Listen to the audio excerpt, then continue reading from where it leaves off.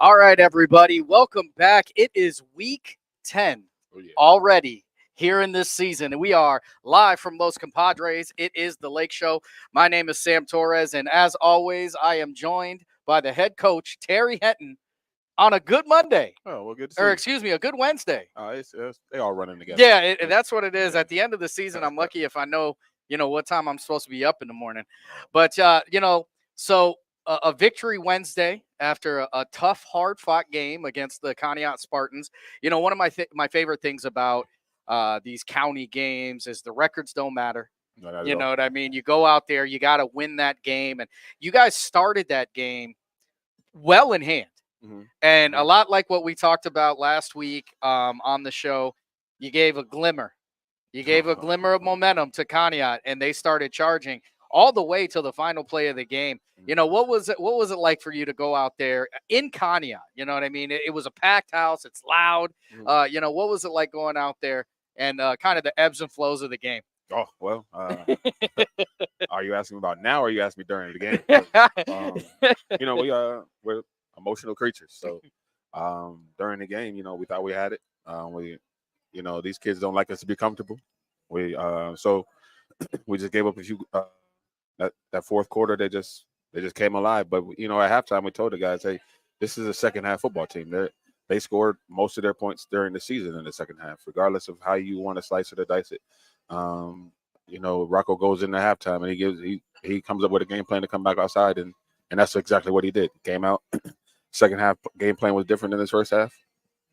We had to make an adjustment, and they onside kicked on us. Yes, they did, and scored in one play after that. So that turns the tides. Where you score a touchdown, you kick an onside kick, you get it, and you score in one play. That's 14. That's 14 points in like 25 seconds. So the beautiful thing about football is the moment you start to believe the hype, you get knocked down almost instantaneously. Yeah, I say it all the time. God made our arms short enough not to pat ourselves on the back. So, I say it all the time. So as soon as you start patting yourself on the back, that's when things get uncomfortable. And that's exactly what our kids thought it was in hand. They fell into the I don't know what the ebbs and flows of the game themselves. And started living in the emotion rather than living in the game plan. So those are things that we're always trying to fix. And that was something that we've been harping on this week. Be where your feet are, basically. Well, one of the things that I saw in that game, and shout out to WOW TV and our friends over there and Matt Jarvie on the call, was, something that you have been trying to get settled in throughout most of the season this year is getting a first half going. Like getting started right from the opening whistle, the first time you get the ball. And you guys genuinely did that. You guys weren't cold to start. You went out there. It was really similar, outside of the kickoff return in the Jefferson game to the approach you guys had where you guys were ready to play right now. You know what I mean? How much work was going into that? And how nice was that as a coach to see that these guys finally remembered that the first quarter counts too? Oh, there you go. Well, the major thing is that we have to understand that that's not something that we put in. We tried this week. That's something we've been trying since August, January. Like, hey guys, like again, like even like on last week's show, I said, hey, how many times you've been in a fight when you get punched first, you're gonna win. So, okay, this is a fight. We have to punch first, and metaphorically, folks. Yes, and I told them that too. I told them that, don't go out punching people. Yeah. But what I am saying is, you think about heavyweight fights. Who gets that first punch in there that really stings somebody? That's usually the guy who wins the fight. And my mantra has always been the sweatiest is the readiest. It's always been that way. And sometimes you can look at your team and they're not sweating, and you look at the team when they're about to come out and they're sweating. You kind of know that they're more ready than you. So it goes back to that. It's the sweatiest is the readiest. If you watch a boxing match, that's how my dad always watched it. He'd tell me who was going to win by who was the sweatiest when it came to the ring. And 90% of the time, he was right. So I live that, and our guys are the sweatiest when we walked on the football field. So we've got two guys here today that we're going to talk to: our scout team player and our co-scout team player and our co-player of the game, C.J. Erickson and Tyree Anderson. But, there were a lot of players that were making their mark in this game against Conneaut. One that stands out was a gentleman we had on the show last week, Sincere Turner, we talked about, we joked around a little bit about, he wanted to get on the scoreboard. He wanted to score touchdowns. And that is precisely what he did. Just that. He did just, and it's funny. Speaking of that, even today, we're practicing a play that we've been practicing all year. He just ran it differently now that he's touched the end zone. Now he's a different player. Now it's week 10, and now he's running full speed. His stride looks good. He's standing straight up, like he looks like the guy that we expected him to be. But yeah, he did an awesome job. A 20-yard rush, I think a 29-yard catch on his helmet, which was amazing. Like David Tyree. Exactly. David Tyree is a household name nowadays for doing that exact same thing. So he did an excellent job. Jay Anthony came, literally worked his butt off all week going. His parents, give a shout out to his parents for taking him to doctor after doctor after doctor, just to figure out if he could play, when he could play, and whatever. And for that kid to go through all of that, find out he can play on Thursday, like coming through walkthroughs, looking at film, doing all these things, but he didn't know if he could play because he wouldn't get released. And for him to finally figure out that, hey, if we put this padding on, doctor says if we put this padding on, you could play. He goes out and plays, and he's not part of the game plan so much because he just wasn't there a lot. And he comes out and rushes for 7 carries and 93 yards and a touchdown. So that kid came ready to play. Devin Miller is a 100 guy right now. He's been excellent at that. Can't say enough about that kid. And then the defensive side, these guys tell you the story. Like if 6 wasn't on the play, 51 was on the play. So and I think Chris finally made his mark here. Like it was week 9, but you can see the emotion in him. Like I've never asked him how he played at his other school. I never asked him what their record was. None of that, because I wanted him to be Chris here. Yes, and it came out that game. Like to see his excitement, to see him making plays, and to see him screaming and putting his arms out and making, flexing his muscles. Like that's looking like a football player. That's the Chris we've been waiting for. Like, yeah. And you can't pull that out. It just has to come, and it came. And I wish we had 5 more games of seeing Chris like that. He's a senior, awesome kid, awesome family. You've seen his family last week. His brother is going to grow in our presence. They went at each other today in our drive drill, and his brother didn't let him get him out of the circle. He kicked his brother's butt, but his brother didn't go out the circle. So I give him major props. And then you have a guy like Tyree who he's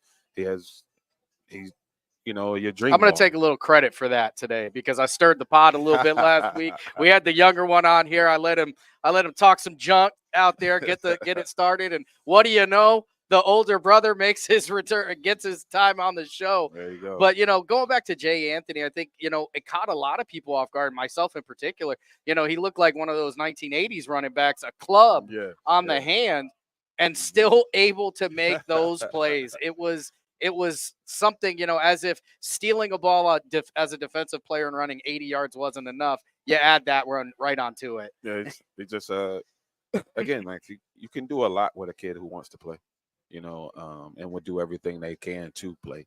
You can't plan for that. You hope that you have 40 of those guys, but when you have one, it's amazing. Like for him, like I was just saying to a lot of the guys, like, hey, like there's some guys who sit on the sidelines because they got their big toe stepped on, and they don't want to play the rest of practice, or they twisted their ankle a little bit and they can't fight through that pain. And I'm not saying that you're going to fight through all the pains, but all I'm saying is this kid knows he has to get surgery pretty soon, and he still found a way to say, I'm gonna play with my brothers. Yeah, I mean, there's a big difference between you can't play and you don't want to play, and not necessarily that you don't want to play, but I think there is a significant difference between the players that you literally have to drag off of the field, as opposed to the players who maybe are a little bit more conservative, right. Good word. Conservative in their injury status. But there's some young guys who are starting to make their names on this team. As we're getting ready, it's week 10 already, which is unbelievable. Arguably, with playoffs out the door, I think this becomes the biggest game of the year. Neither one of the teams are going to be playing in week 11, so there should be nothing left. There you go. There should be nothing left on that field, and you guys get to do it at home. I love it. So, it's really been about our seniors this week. The 11 guys that we have.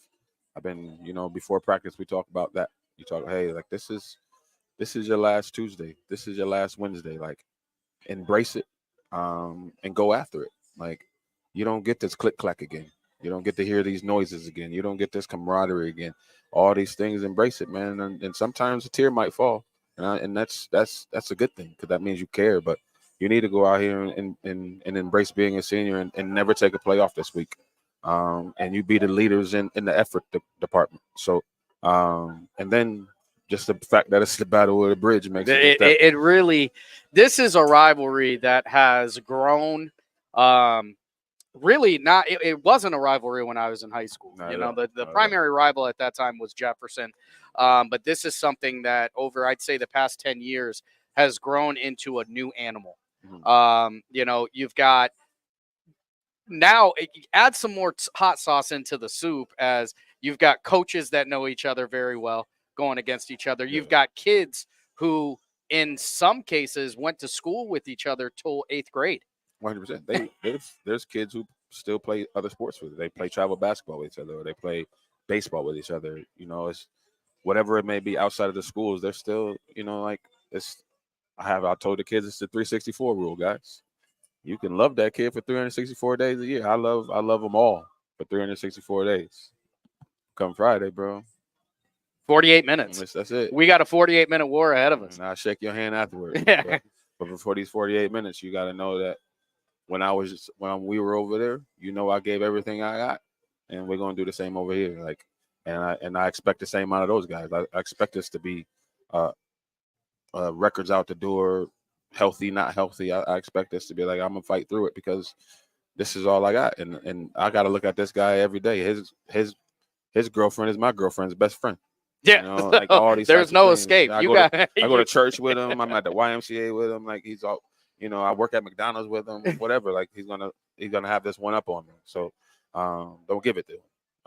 And like we've been telling our seniors, guys, like, you have the pencil in your hand right now. You're sitting in front of the computer to type your story, the end of your story. This is the last chapter of your book. Like, it can be whatever book you want it to be. It could be a horror story if you don't get it right, and it can be a love story. It's a choose your own adventure. There you go. And you write the last. You write the last of it. And I told the other guys on the team, you help them write it. You make sure that the main character in this book is us. It's not, well, we lost to. Like, it's us. And and like they said in Boys in the Hood, you better get back across that bridge. Right? Like, it's if it's the rivalry, like, get back across the bridge, because somebody's gonna own it at the end of this game. And everything in our power, we want it.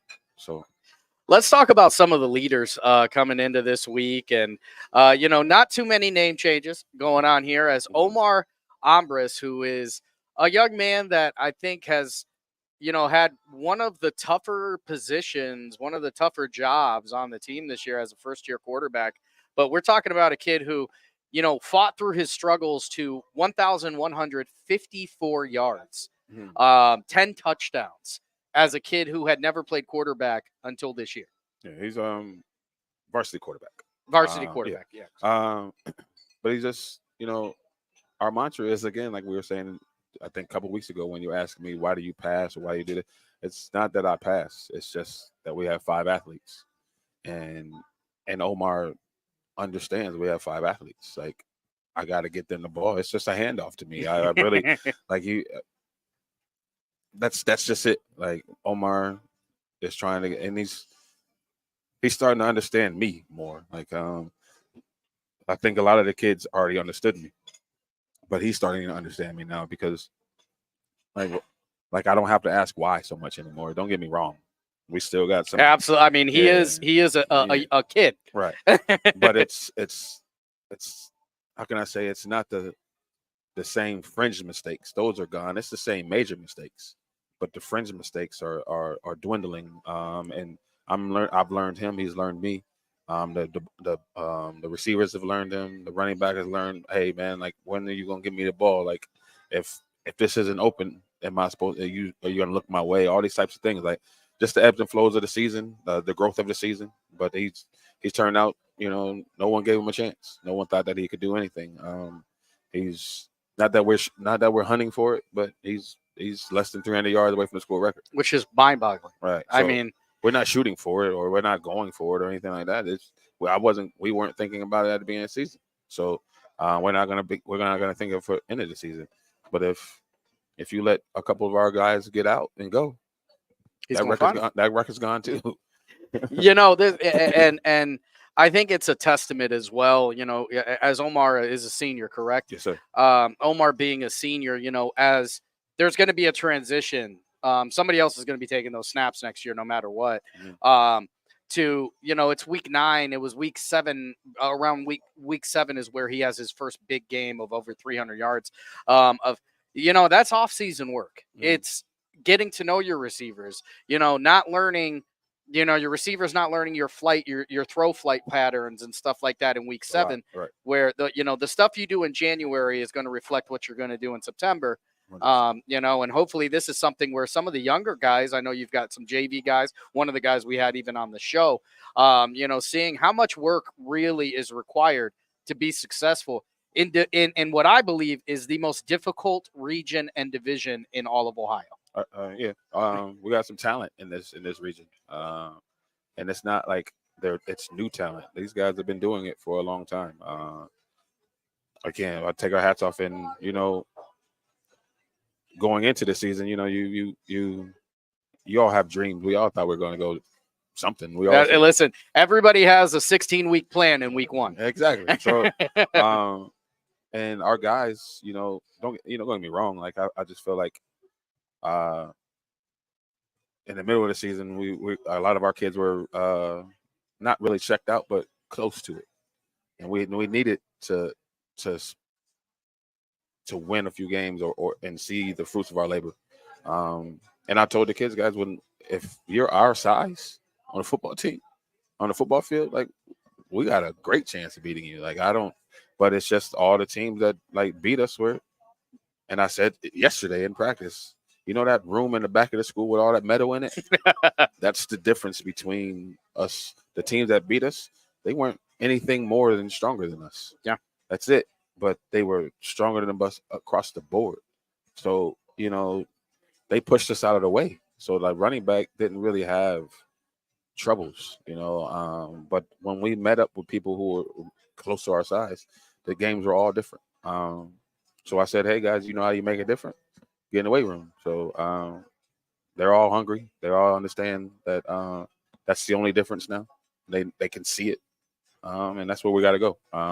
But we got this week. We're not looking past anything that we got on this. Oh no. We are going to get into that Edgewood offense because there's a lot to it. But with one man, as one man drops off with some injuries as J. Anthony Williams has been fighting. Devin Miller has really stepped up into that role as both the receiving and the rushing leader with 582 yards rushing, 5 touchdowns, and 462 yards, 4 touchdowns on the receiving end. Devin Miller, who's been a staple. You know what I mean? You guys have a hydra in that backfield, I've called it. 3-headed monster, all different skill sets, but all of them can make plays, whether it's Bartone, Williams, or Devin. Devin really stepping up and making the big plays. Yes, he's found his niche. He's found the things that he's good at. And it's funny, like, there's 6 or 7 plays on our band that, like, it just looks completely different when someone else runs it. It's not that it's good or it's bad. It's just completely different. Yeah. And he's gotten comfortable in his niche. He understands that I know I'm going to get 12 to 15 opportunities. I don't know how I'm going to get them, but I know I'm going to get anywhere between 12 to 15 of them. And it took him a while to understand that. So now he understands that, and now he's just, hey, you giving me 12 to 15? I got to make the most of it. I'm taking advantage of it. So and you can see the stats. Like he's really, really, really taking advantage of it. You don't know if he's going to run a route or run the ball, but you do know he's going to give you everything he has. So and the speed doesn't hurt. Not at all. Yeah. Well, we teased him last week about getting walked down. And then we'll move on to the tackles. Your tackle leader this week, Tyree Anderson. There's an asterisk Oh yeah. next to that 77 this week, Yes, sir. as Tyree Anderson, and he's been chasing it. I know him personally. I know his mother personally, so I know how long they've been looking for this, as he becomes the county leader in week 9. Now he's got to go out there and he's got to continue, because there's still one more week of football. So you definitely can't, take advantage of or, take a day off, because you will get yumped out here Oh yeah. in these Oh games. yeah. But 77 tackles. He's also your tackle for loss leader with 8 on the year, which helps that number quite a bit. Talk about Big Six. Big Six is Big Six. But the funny thing about this is Tyree will tell you, just like we'll tell you, Tyree isn't having a good game yet. Like, he hasn't had a good game yet. Like, he hasn't had a Tyree game yet, and that's what we've been hunting for, because we harp on all the small things with Tyree, and so much that a lot of times he overthinks himself, but he still makes it to the top of the leaderboard, overthinking himself. And yeah, I mean, you got to be in a really good place if you're making mistakes every now and again, and you're still able to push out, 6, 7 solo tackles a game, yeah. A tackle for loss every game, sacks and stuff like that. And this is a kid who's moved from the defensive end spot to the linebacker spot to the defensive end spot, all over the field, however the team needs him. Right, like he's the kind of kid that you have to game plan for, and you have to game plan for him in whatever position he's going to be. But you can't say, "Oh, we're just going to run around, or we're going to do this." No, because he's going to make things happen. Again, like I said, like, everything that he does is obviously one of the better players in the area. But I would say, like, you haven't seen a B plus of Tyree yet. Like, you've seen a lot of C pluses out of Tyree. Just wait until the kid shows you an A plus. Like, And I think that speaks so much to it's the ability, right? When the only time you can have expectations is when the ability is there, right? You're not expecting, 15 solo tackles from a kid who's 135 pounds and runs a 10-second 40. So, this is a kid who has gone out there and has made a difference.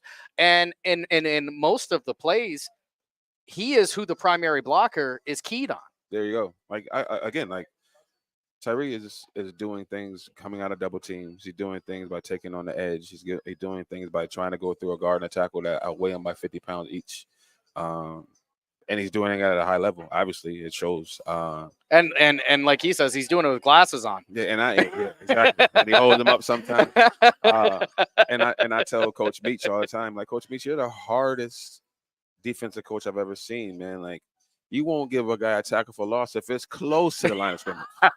You won't give him a sack if there's 2 receivers running down the field, but he's scrambling. You say it's a tackle. Like, he's so hard on these boys. That's the defensive end in him. He's so hard on these. He don't want him to pass his stats. That's what Demetrius. I'll tell you what. Demetrius made that Star Beacon picture where he was on there holding the guy up and at the forearm, and he's not giving nobody credit after that. he's so hard on my man. So, but Tyree is, again, like I said, everything he does on the football field on the defensive side is leadership A1. Like, we just know, because we see so many glimpses of it in practice, and you're like, man, holy cow. If you just did that for 15 minutes, 15 minutes of a game, like, they don't want the ball anymore, but. And this is a junior, and that's another thing, folks, that we got to talk about here. While they do have some seniors playing this year and making a difference, in large part, the junior class here is, really getting ready for another big season next year. And I think Tyree Anderson has got to be one of the names. Oh yeah, well, he's the name now. Yeah. So he keeps telling me he wants the football. I keep telling him to take the ball on defense. There you go. If you want the football that bad, go take it away from somebody. He's a godsend, man. You don't have a lot of kids like him where, like, he doesn't mind being yelled at. He doesn't mind being corrected. He's looking for correction, and at the same time, he doesn't want to sit on the sidelines. So the scout team thing, he's like the captain of the scout team almost. Like him, he's like, I don't play offense, so who do I need to be, coach? And what does he do? And we'll tell him, and and as the week progresses, he becomes a good version of the person that he's trying to be. Chris is the same way. Like CJ comes in, both of those guys, they don't let you rest. Like if you're an offensive lineman and you getting yelled at, one of them gonna line up in front of you. So they want you to get yelled at. And then we'll talk about the interception leaders, which haven't changed this week. It's still tied at 1. Mm-hmm. You've got Nate Bartone, Czar Triplin, and Devin Miller all holding it up. It's going to be interesting to see who, if anybody, is going to take on that interception for the year now. We're in week 10. Let's talk a little bit about CJ, as he's a scout team and co-player of the week. This is a guy that has come out and made a difference on Friday night as well as Monday through Thursday. Oh, well, first, his brother was here last week. We told their story about moving here in the middle of conditioning, not having a house, not living here. Literally, they drove here for 4 hours or 2 hours, asked if they could practice. They practiced, and then they drove back 2 hours. And now they live here. They're a mainstay here. But the kid is just an amazing kid. Like he listens. He's smart. He's got a little size to him. Yeah, like he's a football player. You know, and that Western PA type of kid. He's a yes sir, no sir kid. He's a thank you sir. He's a well-raised person. Like he's going to be a leader one day because of his grades, because of his work ethic, all these things. Like they make him who he is on the football field. He's so intuitive and he wants to know so much in the classroom and all these things. He wants to know just as much on the football field, and you see it. Like, but he always tell you, "Well, my coach, he's not your coach anymore." He's like, well, this is what I was taught. Well, he's not teaching that anymore. That's the only thing. But and him and his brother have both gotten comfortable, more and more comfortable. Now you can hear him talking trash a little bit now, and seeing them excited on the football field, that was, that's worth $1 million to me to see. They got a little bit of that lakefront in him now. Yeah, that's it. He's putting his hands up in the air, pumping his chest. Those are the things that you're having fun, and it's not a job to him. So that's like I said, that's worth $1 million to a coach. All right, before we go to the young men, let's talk a little bit about Friday. We'll talk. We've already talked about the stat leaders over on the Lakeside side. Over on the Edgewood side, it's been a year of transition in numerous ways, including at quarterback, which changes, about halfway through the season. But JJ Dufour in just about 3-4 games, throwing for 766 yards, 7 touchdowns. He's also their rushing leader. Yeah. With 249 yards, which lets you know they're going to be throwing the ball quite a bit. And Josiah Pope, who really made his name known at the combine this year, with 432 yards and 5 touchdowns. It's a unique situation because none of these guys are new to you. None of these guys, there are no surprises on the player wise over there. They've had a tough year, going 1-8, but a lot of these games are incredibly close, last second stuff that has really got them. This is a very hungry team. Oh yeah. Speaking of that team, like JJ Dufour is a football player. He's just a flat out athlete. I love JJ. The kid just wants to play football. You put him at wide receiver, he's gonna be one of your top 4 wide receivers. Put him at quarterback, he's gonna beat out. Obviously, he beat out the quarterback. You put him at safety, who's ever the other safety, he's gonna do everything he can to beat you out. Like that kid he's a football player. Oh yeah, because by the way, he's also got 3 interceptions on the year. There you go. He just wants to be good. He'll do whatever it takes to be better than he was. So you got to take your hat off to him. Josiah Pope, like, no one believes how fast that kid is. Right? My present company included. I didn't believe it until I saw it in firsthand. Like, I know that it was Cage was hurt and Devin and the kid from PV ran the 40, but no one's faster than Josiah. Josiah is country fast. Like, he doesn't even know how fast. He from South Carolina and moved here a couple years ago. That boy's fast. So you got to tame it. That's how fast he is. When he was a freshman, we had him in our first 7-on-7s, and he didn't run anything but a streak. Like, let's go. But you got to take your hat off to those kids. Denver is an amazing kid over there. Great football player. Our kids know he's a good football player. He He hits. He wants to hit. He wants to hit again. He bleeds. He bleeds Edgewood. Those are the kids that you want to go up against.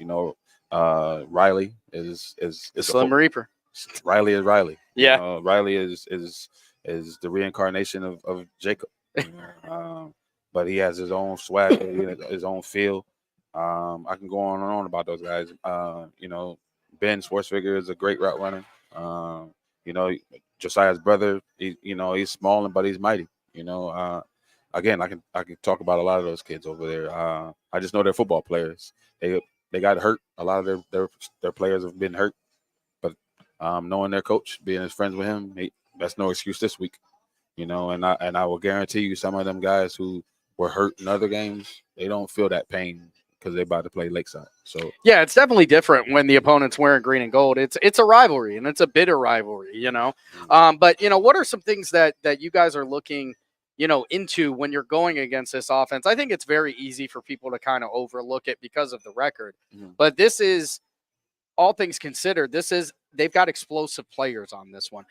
Dufour didn't get 766 yards in one pass. No, right. They've got guys like Riley Baldwin who can stretch you over the top and loves to head tap people. What are some things you're trying to do with your guys this week to get them ready, to stay ready for a team that this is their Ohio State Michigan game. This is what they've got left. Mm-hmm. But again, like I said earlier, be where your feet are. It's not time to look around.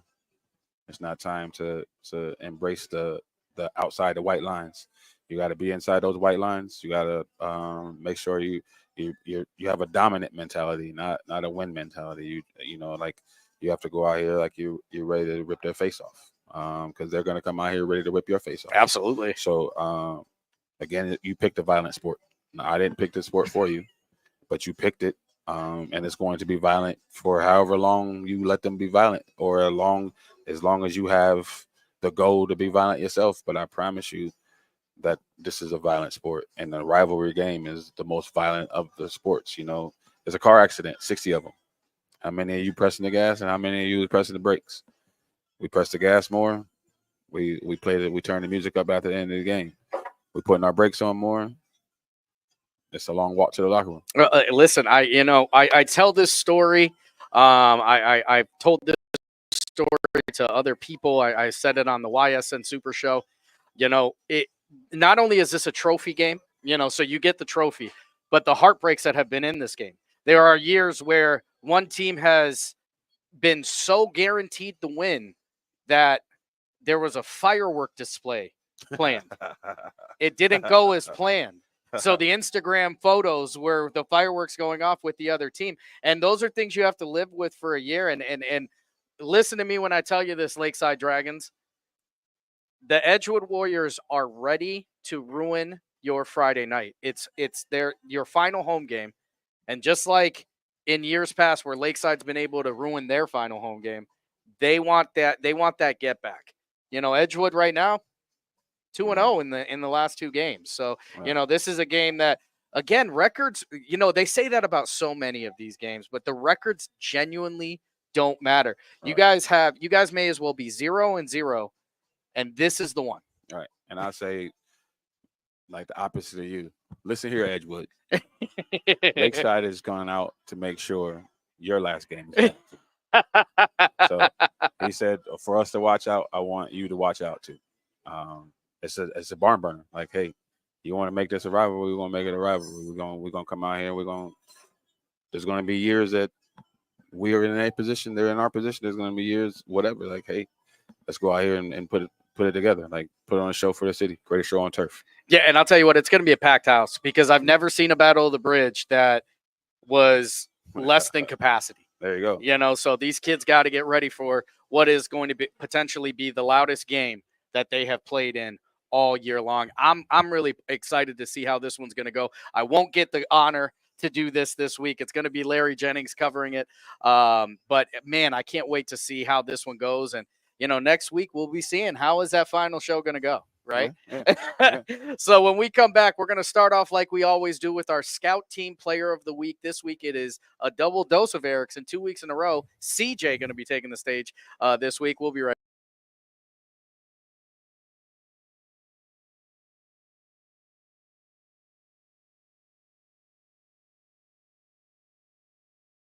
Quality, customer service, and integrity. Those are the 4 words that have driven our success since 1957 at Joe Dickey Electric. Joe Dickey Electric is one Mahoning Valley landmark business that stays current with the requirements of our customers. Family owned and managed, we are an electrical contractor and energy solutions provider. Every member of our team adds to his or her skill set through ongoing training. Residential, commercial, industrial, automotive, and more. We keep ahead of the needs of our customers with a fleet of more than 50 vehicles and 24/7 emergency service, so you're never left in the dark. Hi, this is Tommy Clem, owner of WRS Insurance Solutions. WRS Insurance Solutions is a local, independent agency that specializes in life, Medicare, long-term care, and disability products. Call us at 330-953-3722 or visit us at wrsinsuranceSolutions.com to learn more. Good luck to all the student athletes in the Valley. The feeling when my hands are on the piano, it's become comforting. It's somewhere that I can express myself. I go to Youngstown State University and my passion is playing music. YSU is allowing me to take what I love and turn it into a career and do it every single day of my life.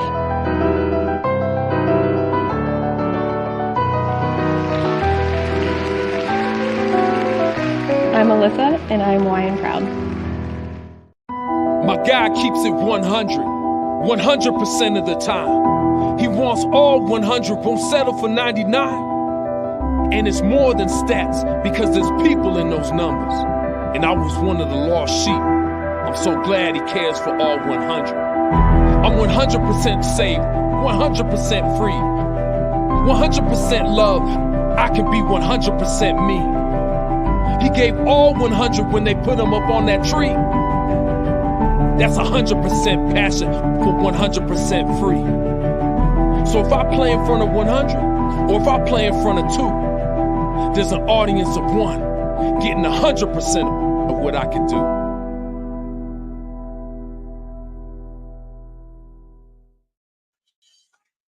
All right, everybody, we are back here, and I am with our co-Dragon and co-Scout team player of the week, CJ Erickson, who gets on the show the week after his younger brother gets out here. Now, I didn't prep you for this, but, man, was there any kind of rivalry going on in the house last week or what? Oh, you know it.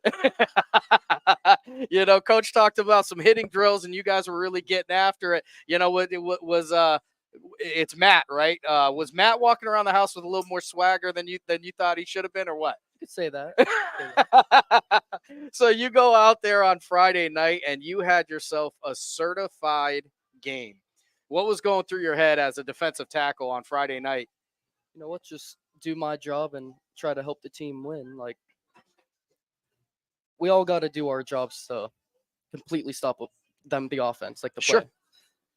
Just doing my job and celebrating after. Yeah. Listen, Coach Terry had talked about that. You know, there's some swagger, little chest thumping going on out there. You got multiple tackles in that game, getting into that backfield. What's it feel like when you get back there and they're right there and you can grab them? Well, like $1 million. So $1 million is how that feels, man. So you go out there this year, and now you're a senior. You moved to this area brand new. Was there any sort of anxieties or anything, or were you just ready to get out there and let the pads do the talking? You know what? There was going to be some adversities to try to pass, and I think, like everyone else, like trying to help me and get me a part of it. Like, that's really what I love about this team. Day one, go into that military drills. Yeah, Coach Terry talks about that. He said that, you and your brother decided that you were going to take part, not even knowing yet if you were going to play for this team, in the hardest practice of the year. What was that like? What was going through your head when you guys were on your way home? Because I heard you had a long drive to get home. Just don't want to look weak. Got to go out there and give it my all. Yeah, did it get you any excitement? Like, man, this is where I'm supposed to be? Yeah, like the intensity was unreal. You got people screaming at other players to get it on. Come on, don't stop. And it's just, I fell in love. Yeah, I'll tell you what, that's you love to hear it. That's what these things are for. It's to, a lot of people look at it as just conditioning, but I think more oftentimes than not, it is to pull something out of you that you didn't know you had. Because whatever you think you have, your coach knows you probably got 50, 60% more, and he's just fighting every week to get that out of you. But coach talks about your grades and how that's an important part of being the student athlete and how you're one of the leaders out there. What is your favorite subject out there in school? Definitely science. Science. So what about science do you like? Just to get hands on and just learn about everything, like how everything works. It's just real big. That's awesome. That's awesome. So, as a senior, I know it's early in the year, but you got to start thinking about, what's going to happen next year, and what are you going to be doing after graduation? Just going back to school, like college, and just working hard there, whatever I do. Yeah, and you said that there's been some communication amongst some schools about potentially playing football. That's something that you're still considering. Yeah, yeah, of course. I love football. It's gonna be real hard to leave it if so. I don't know if I have the heart for it. I'll tell you what it is. It's one of the most difficult things you'll ever have to do as a football player. Everybody has that time. So you're still young, you're big, you're strong. You know what I mean? Make use of that body before the back starts hurting in the morning. Trust me. So you're this senior year. Obviously, you don't have too many memories here at Lakeside. You're a new guy here, but what are some of the things that what do you hope people remember about CJ Erickson when you've gotten that diploma? Came out here and gave it my all. That's all I could ever ask for. Yeah, that's and you know what? I think you've established that. And I'll be honest with you, because even before you got to this show, you were a name that we had heard of. Me and Terry, as you can see, before the show started, we always have about a 5-minute back and forth in conversation. And you're not a name that I hadn't heard yet this year. We had been talking about you since week 1. So again, I know I keep beating that dead horse. You're new to this area, right? So maybe that rivalry game, you're not as in, you don't know as much of it as you do, but there's something about when you put on green and gold, red and gray becomes the worst 2 colors that you can think of. What are you getting ready for this week for this the last game, home game as a senior? Getting ready to just give it my all and just crush whoever's next to me. Yeah. Whoever's in front of me. So, this week for practice, Coach Terry talked about, it's making it about the seniors. What are some of the things that, it was your last Monday. Yesterday was your last Tuesday. Today was your last Wednesday. What are some of the things that you're taking into, maybe put them away for later? Trying to take it all in. I mean, this is new for me, of course. Like, I don't know what's going to happen and all that. So I'm just trying to have as much fun and soak it all in with everyone. Now, before you got here, you had obviously played football and when did you start playing football? Middle school. In middle school? Middle school, yeah. Now, I know you make the bread. I know you make the donuts on defense. But offensive side of the ball, have you gotten a chance to play there at all, even on scout team? Yeah, I played in a few games on offense. Yeah. On the lawn. Which one do you like more? Do you like being the hammer or the nail? Hammer all the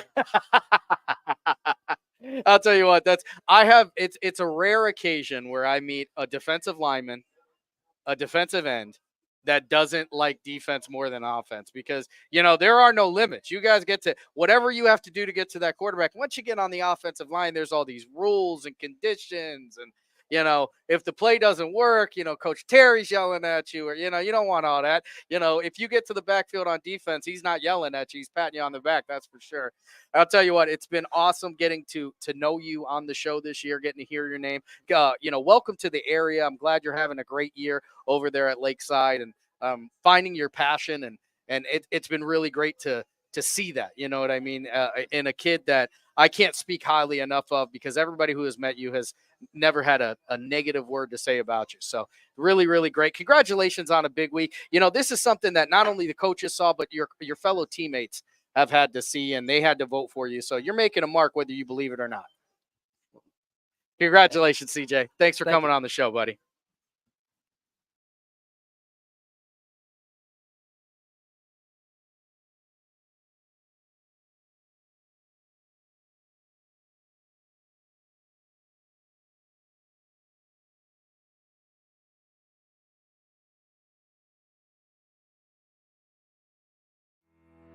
We believe expectations are made to be exceeded. At the new Toyota of Warren, it's about more than just getting a great deal. It's about service you can count on and a friendship you can trust. Year after year, we've done what we do best. We've gone the extra mile so you could too. Because we know it's just not about buying a new car. It's the start of a new... Sheely's is more than a furniture store. We're a hub for all of your appliance needs. We offer the widest selection at everyday low prices, with over $1 million of in-stock inventory from Whirlpool, KitchenAid, LG, GE, and more. Our knowledgeable, no-pressure sales staff can help you find the perfect appliances for your home. We're there for you beyond your purchase to service what we sell and offer free local delivery with 24-month special financing. Sheely's, the best things in life happen at home. House troubles can attack anytime. When trouble strikes, call Mighty Mike. Your hometown hero is on his way. HVAC causing havoc? Has your furnace gone mad? Mighty Mike Heating and Cooling will save the day. Commercial or residential, 24/7. For quality service you can depend on. Call your hometown hero. Call Mighty Mike. Hi, I'm Colin Chupa. And I'm Kelsey Clem from K-Squared Marketing. Our boutique marketing firm specializes in media planning and buying, public relations, event marketing strategies, and strategic sponsorships. We can integrate our services with your existing game plan, or we can be your entire marketing team. Your goals, our game plan. Let's win together. Call K-Squared Marketing at 330-623-2730 or visit ksquared.marketing to learn more. All right, folks. All right, everybody. I am here with the county leader in tackles, the co-player of the week, the co-scout player of the week. It's Big Six, Tyree Anderson, for the second time around, like Shalimar said, on the show. You have no idea what I was talking about there. Not a clue. So, Tyree, this is something as I've known you since you were born, I've known your mother for, years and years and years through social media. I know this is something that you have been chasing every week, and you got it done. What did it feel like, I guess, on Monday night or whenever you watched the show when you got to see Big Six as number one? Hey, I was ready for it. I was waiting for me to be at number one. And my mom told me, that's the only person I wanted to tell me other than me seeing it myself. My mom told me I was number one. That's awesome. That's great. awesome. So you went out there against Conneaut and a team that, they mix it up when they come on their offensive approach. You've got Stiltner who can throw it. He can run it. You've got Isaiah Bowles who, he's a great running back. This is a kid who, if you miss a couple tackles, he's going to make you pay for it. What was on your mind getting ready for that game Friday? Hey, I knew he run hard. If I didn't take him down with me, then he was going to keep going. But I feel like their whole team. I feel like they got great players. I just wanted it more. In that moment, I wanted it more. There was no way I was letting anything happen other than me going down for the tackle, or he's going to break it, and I'm getting back up, and I'm going to chase him down and go get it. Yeah, I mean, you had to really get the job done there because, Coach Terry talks about you guys might have the toughest defensive stat taker in the county in Demetrius. And he marked out for all these solo tackles because I know he likes to give you an assist if somebody's even within 5 yards of it. But you went out there and made sure you were getting it. At what point during that game did you feel like I'm in the zone? This is time for me to go? The first half, I feel like I didn't do nothing. I feel like I was on myself from the first quarter all the way to the third quarter. I was on myself because I felt like I wasn't performing how I usually do. Every time I know I'm not performing, I look at my mom in the stands. She'll let me know. She'll let me know. Miss Avery is your temperature check is what you're telling me. Yeah, but if I don't feel like I'm doing good, then I got to lock in on something. Like something in my head's not clicking. I got to watch the ball more. I got to listen to what they're saying. I got to look at the offensive line more. Like something's not clear. If I don't feel like I'm not doing good, something's not right. Because I feel like I'm humble enough to know when I'm doing good and when I'm doing bad. If I'm doing good, there's still more to go. But if I'm doing bad, there ain't no bad games for me. I can't let myself have a bad game. Yeah, it's funny because as you describe it, you really lend credence to what Coach Terry was talking about in a guy who is analytical and can sometimes analyze yourself out of a play. Do you feel like you get that going? Like you start, the numbers start going in your head too much, and you think, if I do this and this and this rather than I've talked to other players who are like, I don't think about nothing, I just run as fast as I can. Sometimes it gets to a point, but then you got to slow yourself down, because then once you forget about the other things. So you gotta think about it, break it down. But Friday nights is always different than practices, and because it's full speed every time, you don't get to slow down, make sure your head is in the right position. You just got to go all the time. So if you just slow down and think about it, and it comes easy to some people, when it doesn't come easy to other people. And for me, I feel like it's hard for me to get to that point. That's why I feel like I'm more of a second half player than a first half, because I have to adjust and see how the game works, and I gotta put myself in the position to just play the best that I can, just play football. And I have a standard set for myself, and if I'm not above the standard, then I'm below the standard. There's no being the standard. You're either above it or you're below it, in my opinion. Yeah, so you don't get caught up in I call them mini successes, right? Yeah. Like one tackle isn't enough. 2 tackles isn't enough. Never. You know what I mean? That sort of thing. And when you're going, and how do you get yourself out of that funk? You know what I mean? Because you talk about head, do I have my head in the right place? Is my body in the right place? On Friday night, if your head's in the wrong place, you're a highlight. Yeah.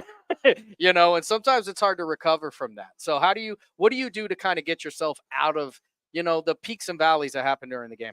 Honestly, some of my teammates help me out a lot, but it's my teammates, the coaches. The coaches help me out from a standpoint because they know more than I do. So they got the tablet on the side. They'll show me what I don't Hold on see. now. You said the coaches know more than you do. That might be the first time we've had somebody actually admit it on. And now this is forever. It's digital.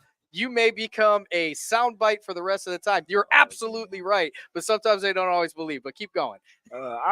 Sometimes now I got to change my wording, because when I'm on the field, I don't ever say that they know more than me. But if I sit down, they see, like, when I'm in the game, there's stuff that I miss. There's always going to be something that you miss because you're so focused on the game, and they see it from a different point of view than me. So they tell me their point of view. I compare it to my point of view, and we sit down, we talk about what I could do better and things like that. And then I'll adjust it to my game. My teammates lift me up, and I look in the stands. My mama give me a thumbs up or a thumbs down. I'm telling you, every time I look up there, she'll let me know how I'm playing. So you're telling me that Miss Avery Cooper is the tackle leader, because that if she's not there making sure you're on point, she's responsible for 60 of those 77 tackles. Yeah. She's helping me all the time. Hey. She is a wonderful woman. Your mother is an absolute wonderful woman. I love her with my whole heart. And it's great to see, I'll be honest, I had to smile myself when I saw Big Six at the top. It was something very cool to see. Every time she be doing me bad on Facebook, man. We got to take her Facebook away. She be putting me all over that Facebook. Well, Facebook's for our generation. You guys live on Snapchat and Instagram. She gets mad when I call her old for using Facebook. I say Facebook's for old people. So, this week it's the Battle of the Bridge. You are well acquainted with this. This is not something that's new to you. You have a unique perspective in this, as you've got a great relationship with your head coach, Terry Henton, but you also have a great relationship with your uncle, who happens to be the head coach over at the Edgewood Warriors, for the Edgewood Warriors, and Elijah Cooper. This is a big game for you. And the next year of your life is going to have a lot to do with what happens for 48 minutes on Friday. What are you doing to keep yourself ready to go for this one? Hey, he's not my uncle. To the end of the game, I don't know him, man. For 48 minutes. From week 1 to week 9, I made a went to him here and there, asked him a few questions, but it's week 10. I'm pretty sure he knows that too. Hey, man, I don't know you to the clock's over.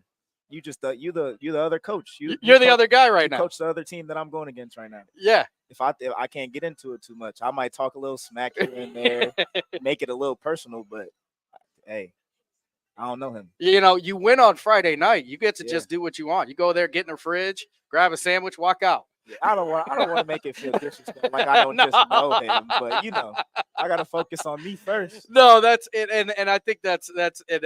It's an excellent point. You know what I mean? We always talk about these rivalry games. It's 48 minutes of war, right? And for 48 minutes you're mortal enemies, but at the end of the game, these are still people that you're going to be close with, whether it's an uncle, a friend, that sort of thing. Do you have trouble separating that, or have you been doing it long enough now that it's time to go to work? not at the end of the he's the one who got me to play. I used to be scared to play football. I was like 7, 8 years old. Which I don't know why, because you've been the biggest kid in your class since you were 2 years old. I was scared. But but even past the football part of it, just in life, like he's always been something that I look up to, whether it was football, life, school, anything. He's always been there. So I feel like it's harder to make him my enemy than to at the end of the game. Nah, I can't shake his hand or nothing like that. Like focusing, like I just forget about it, to be honest. Like he's not even in the equation because I can't get it. No, you got to play your game. Yeah, and I think that's a big part. Yeah. You have to learn to separate those things. Yeah. You got to play your game, because at the end of the day, you know, Saturday comes for everybody. Yeah. Right. You know, we got 48 minutes of the game. You know, what are some things that you're really looking forward to this week? You know, you're a junior. You've got a great senior class ahead of you. You guys are a very talented junior class as well. You know, playoffs obviously are off the table. So this is the one. Yeah. Honestly, just do as best as I can. I got to make my name right now and then beat it later. Make something right now to make me work hard next year. So if I get however many tackles I get and I'm at the top of the leaderboard next year, it's going to be a harder season. Like I can't go easy now that I'm here. Oh, I did this. Now I don't got nothing. I got to find something else to chase now. I can't stop. My mind has to keep going, or else it's all going to fall apart. Well, I'll tell you what, here's a little extra pepper into the soup. I had a hot sauce earlier, a little extra pepper right now. You know, I know you're a junior, and you've got another one of these games, but I can tell you, this is your final battle of the bridge at home. Yeah. So this is the last time you're going to get to play this team at your home, because next year, win, lose, or draw this year, you got to go over across the bridge. To be honest, that really don't affect me. I just play the game. The only thing that changes is if I'm running on grass or if I'm running on turf. I love it. Hey, you know what? That's a great way to go. You know, I like to get things spicy out there. You know what I mean? I'm just trying to stir the pot a little bit, get you guys all fired up. I know you guys aren't going to need that help. It's going to be a big one this week. I can't wait just to see how you guys get it done. You know what I mean? You know, what are some of the guys as a junior? You know, you have to take a leadership position. You know, who are some of the younger guys that, you know, you're trying to help along, or, you know, you've seen really make jumps this year? Honestly, all of them. I feel like all of them, when they came into it, they never really knew what to look for. I feel like now it might be all fun games and jokes, but when it comes to game time, we don't joke around on the sidelines or none of that. I feel like they know, like maybe in the beginning of the season, they couldn't differentiate, that now it's time to be serious. There's no playing around. So I feel like in practice, they might see me as the silly guy, funny guy. I was picking on them, bullying on them. But in the game, they know that I take my game very serious. And my little brother, man, he wants to be me so bad. I had to call him out. Who's your little brother? His name Trey Mathers. He should be up here next year. Okay. He says he wants to fill my shoes. Now he has to. I'll tell you what, you love to see it. It's going to be a great game, and I really can't wait to see how this one goes for you. You know, number one in the county, you still got a whole week. You can't take a week off. Otherwise, there's some guys that are nipping at your heels. So, you know, if you don't have a big game, you could go from 1 to 2, and that's not something you want to end the year on. I'll tell you what, thanks so much for coming on the show. Second time around, Tyree Anderson. It's big 6, not little, like Miss Cooper says out there. It's a big game this week, and thank you so much for joining us. Next week, we will have something a little bit different, as we are going to have our Scout Team Player of the Year and our Dragon Player of the Year on the final show here on the Lake Show, live at Los Compadres. Thanks so much, everybody, for joining us this week. I can't tell you enough how much your support means to me and these young men that are out there giving it their all every single week. For Sam Torres, live from Los Compadres, as always, folks, this is for the 440.